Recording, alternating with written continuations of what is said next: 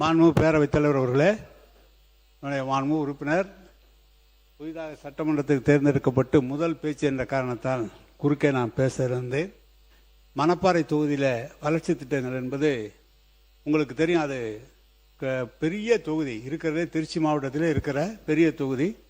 960 ஹேம்லெட்ஸ்களை கொண்ட பெரிய தொகுதி. 3 ஒன்றியங்கள், 2 ஒரு நகரம், பேரூராட்சி என்று விரிந்து பறந்த தொகுதி. அதிலே குடிநீர் மிக சிரமமாக இருந்த காலம். குடிநீரே இல்லை, பாதுகாக்கப்பட்ட குடிநீர். கலைஞர் அவர்கள் தான் முதல்ல 96ஆம் ஆண்டு முதலாக 100 கோடி ரூபாய் செலவிலே புதிய கூட்டு குடிநீர் திட்டம் கொண்டு வந்தார்கள்.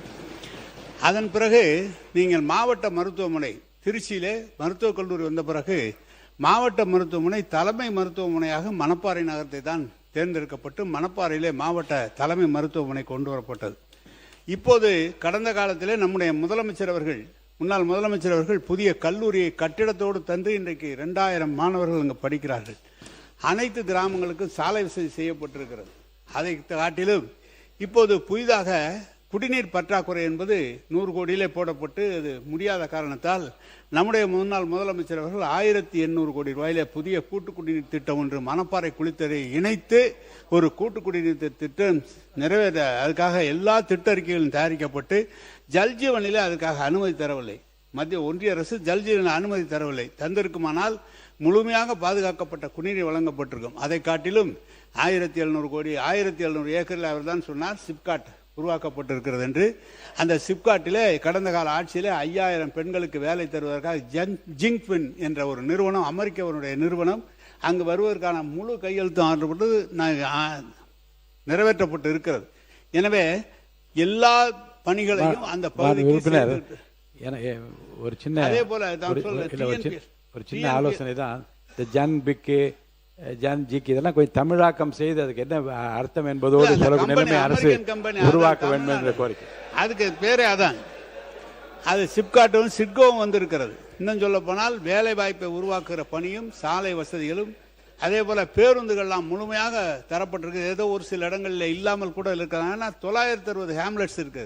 ஒரு தொகுதி என்பது பார்த்தால் 200 கிராமங்கள் இருக்கும், அப்படி எல்லாம் இருக்கும். ஆனால் இந்த மணப்பாறை என்பது பறந்து விரிந்த 960க்கும் மேற்பட்ட இருக்கும். எனவே கழக ஆட்சி, கலைஞர் ஆட்சியிலும் சரி, நம்முடைய முதலமைச்சர் முன்னாள் முதலமைச்சர் தளபதி அவருடைய ஆட்சியிலும் பல்வேறு திட்டங்கள் அந்த பகுதியில் செய்யப்பட்டிருக்கிறது. இன்னும் சொல்ல போனால் நேரடியாக திராவிட முன்னேற்ற கழகம் போட்டியிடாமல் தொடர்ந்து தோழமை கட்சிகளுக்கு அந்த இடம் கொடுத்து அப்படி கூட வெற்றி பெற்ற மக்கள் ஏற்றுக்கொண்ட பகுதி. எனவே தம்பி அவர்கள் புதிதாக வந்திருக்கிறார்.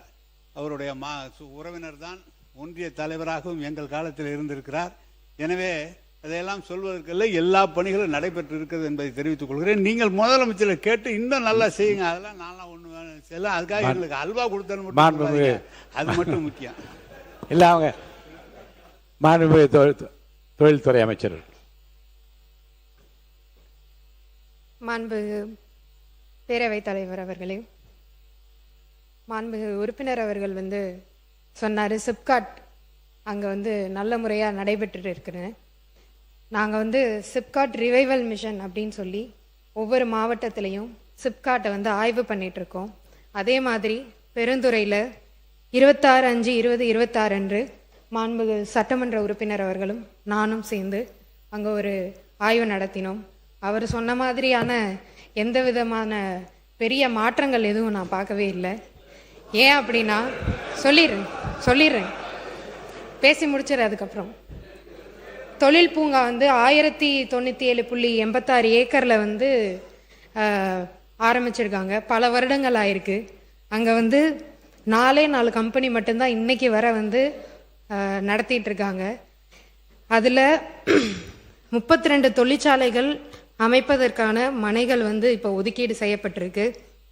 அங்கே முதலீட்டாளர்கள் கூட நம்ம ஒரு ஆய்வு நடத்தினோம். அவங்களுடைய கோரிக்கை எல்லாமே தண்ணீர் அங்கே இல்லை, ரோடு வசதி இல்லை, தெருவிளக்குகள் இல்லை, சரியான பஸ் வசதிகள் அங்கே இருக்க மக்கள் சிப்காட்டுக்கு வர முடியாத நிலைமையில தான் இன்னமும் இருந்துட்டு இருக்குன்னு பல கோரிக்கைகள் வச்சாங்க. அதுக்கேற்ற மாதிரி ஆய்வு நடத்தின உடனேயே நீர் வழங்குறதுக்காக 1/6/2026 காவிரி நீர் வழங்கல் திட்டத்தின் மூலமாக நம்ம சோதனை ஓட்டம் செஞ்சு அதில் கண்டறியப்பட்ட குறைகள்லாம் திருத்தி 7/6/2026 நிலம் ஒதுக்கீடு செய்யப்பட்ட அனைவருக்கும் நீர் வழங்கியிருக்கும். இதுல 2வது முறையா டிஎன்பிஎல் மூலமா நீர் வழங்குதல் திட்டமும் செயல்படுத்தப்பட்டிருக்கு. இதுல சாலை வசதி அங்க இருக்க 2 முதலீட்டாளர்கள் கேட்டிருந்தாங்க. சாலை வசதிக்கான டெண்டர் 6/7/2026 அன்று ஒதுக்கீடு செய்யப்பட்டு நாளைக்கு அது ரிலீஸ் செய்யப்படுது. இதன் மூலமா அங்க இருக்க சாலை வசதிகளும் செய்யப்படுது. இது மட்டும் இல்லாம அங்க இருக்க தெருவிளக்குகளும் இதே ஒதுக்கீட்டுல செய்ய போறோம். பேரவையின் அனுமதியுடன் அலுவல் நேரம் நீட்டிக்கப்படுகிறது. மாண்புமிகு அமைச்சர் பேசலாம். இதை தவிர அங்க இருக்க ஒரு பெப்சிகோ நிறுவனம் பல ஆண்டுகளா டிடிசிபி அனுமதி இல்லாம இருந்துட்டு இருந்துச்சு. அவங்களுக்கு உடனடியா நம்ம இன்னைக்கு பண்ணி கொடுத்துருக்கோம். இதை தவிர பேருந்து வசதி இல்லை அப்படின்னு சொல்லி பொதுமக்களும் கேட்டிருந்தாங்க. சிப்காட்டுக்கு வரவே முடியல அப்படின்னு சொல்லி. அப்பதான் லோக்கல்ல இருக்க ஜாப் ஆப்பர்ச்சுனிட்டி அதிகமாகும்.